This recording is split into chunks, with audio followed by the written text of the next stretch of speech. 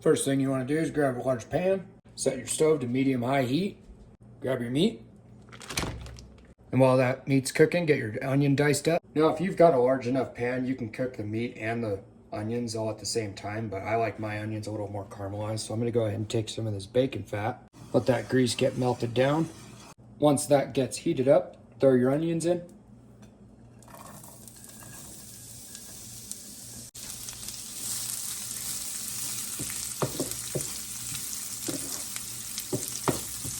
And the nice thing about using bacon grease is it's going to give these onions a real nice smoky flavor to them.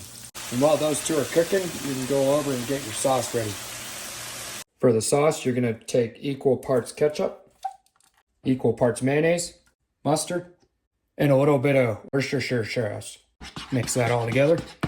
Once your meat's almost brown and your onions are caramelized, go ahead and throw your onions in with your meat.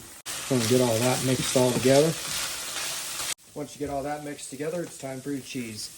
Now I'm using a cheddar jack blend with mine.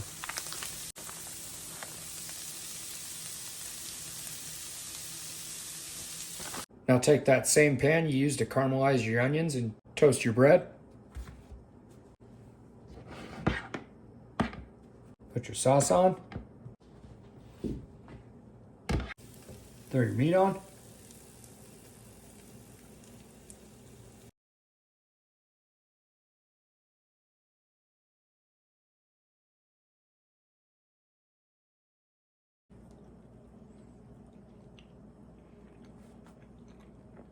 Like and subscribe.